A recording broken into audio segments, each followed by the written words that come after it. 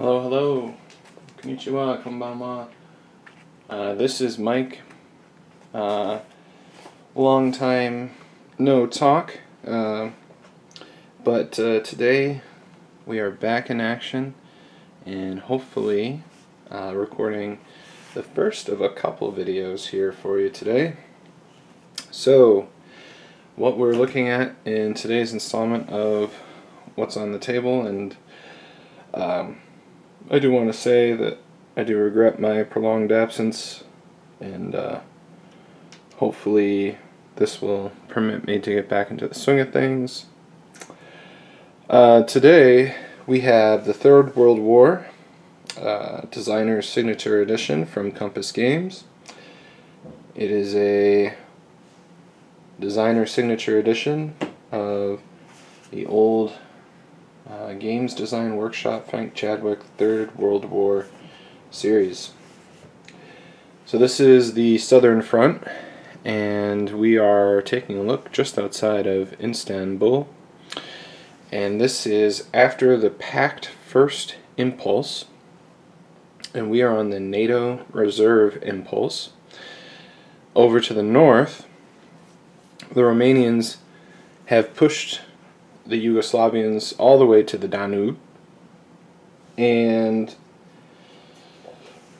just outside of frame here, some Romanians have managed to make some inroads to Greece. So the plan with them is to take, the Romanians, is to take their turn 2 reinforcements and send them south towards Greece, and to take the turn 3 Soviets, and they get a lot of stuff on turn 3, and to just keep pushing towards the straits here, because I think that we can pretty much guarantee a Warsaw Pact victory if we manage to open the straits to the Black Sea Fleet. So, on the first turn, the Soviets were able, the Warsaw Pact, specifically the Allied factions, was able to eliminate this Turkish unit. So we have 1 point of morale shaken, or on the morale track, and I think we need to get to like 21 to demoralize them. But we can kind of see that the Pact has some problems here. They have a 1, 2, 3. They have a really good attack here on this unit. We'd probably be, before we assign any air, looking at like 4 or 5 to 1. So that unit's in trouble. That's another 3 stacking points. We have this unit here, which has 4 disruptions on it. So that one's close to elimination. They'll be able to regroup this turn. We have this unit that has 3 disruptions on it. We have these Greeks that we managed to push all the way down here. Oh, you probably weren't able to see that. The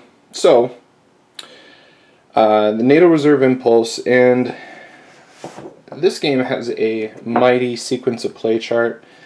And there's that boilerplate line about not being afraid of the rules, and it's really not that bad once you get into it. And that's true. It really is.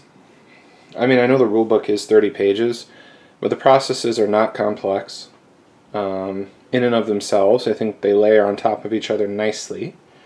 But I don't want to say that it's an easy game. But I mean, let's go with the old adage: easy to learn, easy-ish to learn, difficult to master. Lots of different strategy options. For example, these Warsaw Pact units, this amphibious unit, this looks like mechanized gliders, something like that.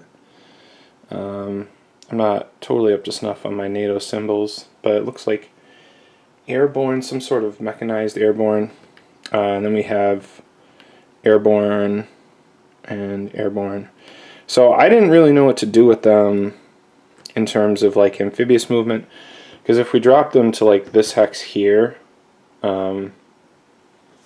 or even the one adjacent to it that's outside of enemy Zoc, they would be isolated. They would get one turn, I think, where they're not isolated. But that would lower their proficiency rating, which would put them on even footing with the Turkish units that are there. So that would make it difficult to kind of sustain. I think the Turkish units could probably mount a decent counterattack. So I just kind of moved them from Odessa down to here via naval transport in the first impulse, and then in the second echelon you get to move them again since they don't start in Zoc. So we're not going to take a look at Yugoslavia or anything like that because I think this is where the heart of the action is going to be. So we can only move units that are not in Zoc. And what we might do is we can move him here.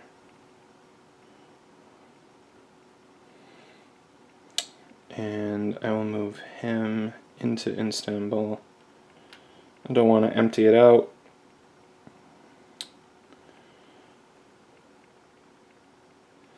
Okay. So NATO only has a couple planes that haven't been assigned to anything. So really that's all they can do. There's not a lot of planes in the Southern Front. They do have this carrier jet from the American fleet in the Med, but unfortunately that was shot down by some Soviet MiGs. Yes, so I guess what we could really just do is take these disruptions off and head back into the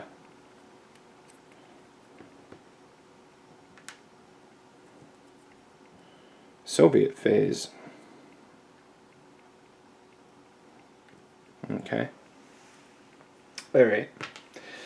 And just for the sake of showing you something interesting, what we'll do is we don't have, at this point, we don't have any air. Oh, yes we do.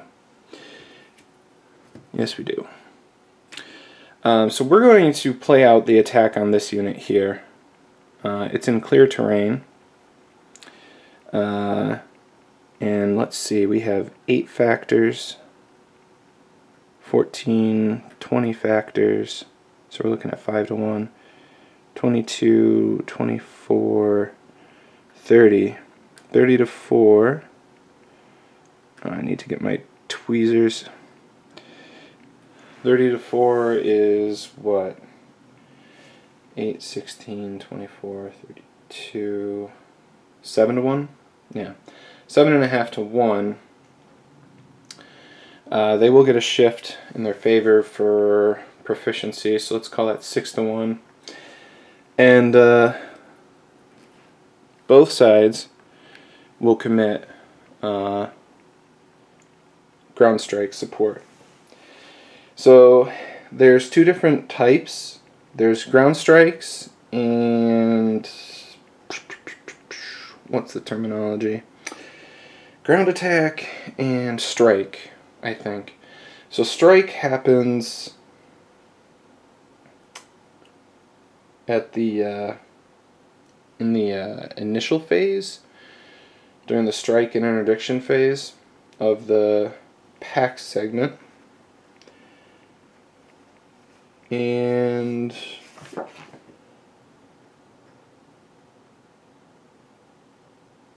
that's not repeated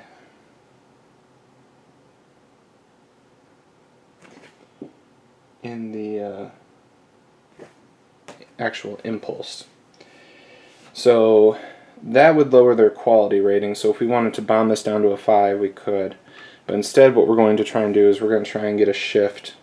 So neither of us have any air cover that we could assign. Our air superiority boxes are both empty.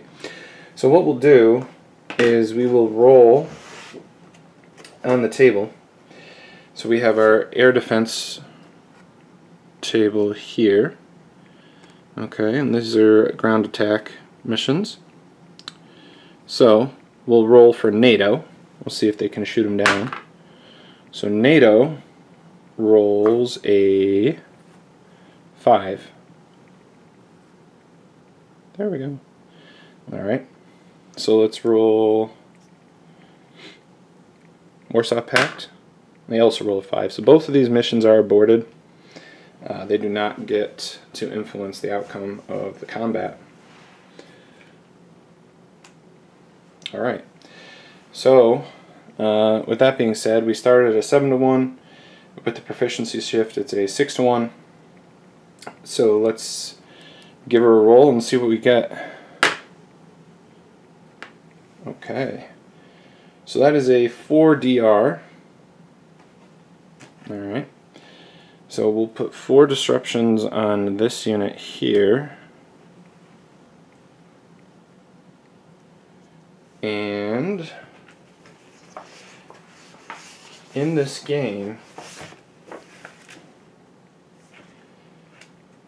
you always want to, I mean, these are, the retreat rules are important in any game. But it's going to have to retreat through a zone of control. So we'll actually run this unit up to 5.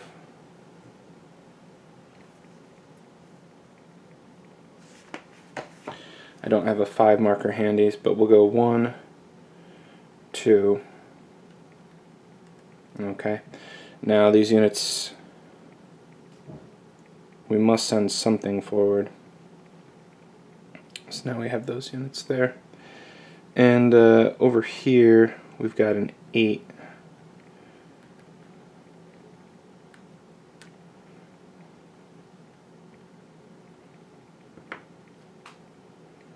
And in here we have 15, 22.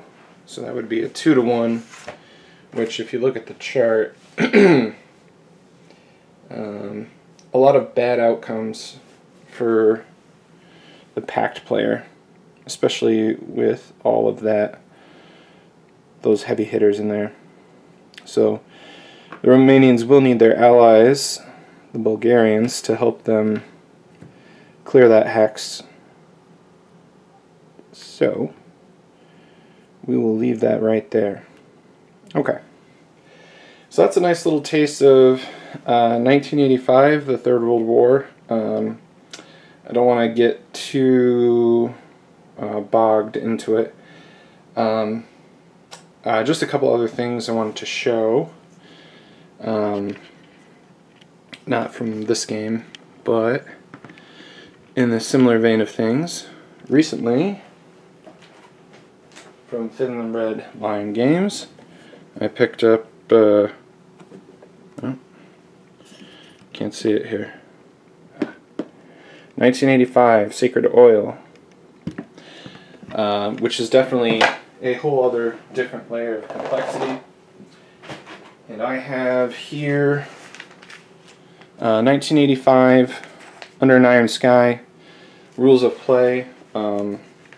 I guess a fan of the series went through and, I don't want to say rewrote, but reorganized the rules to make them appear in sequence of play order. I've never been able to quite wrap my head around that game, so I am looking forward to giving that a shot. And I definitely want to play more of this, because I'm really only approaching the tip of the iceberg. However, as you'll see in the next video, I got my GMT order, so we're going to do a couple of unboxings. I am going to get Pacific War set up ASAP, because I have been craving that game. It is just unfortunate that that came at the same time as this, and that my other table was destroyed. So I will be back. Well, I'm going to shoot it now, so but I'm not sure when you'll see the video. Thanks for tuning in. I hope you enjoyed, and take care of yourselves. This is Mike, and have an excellent day. Bye.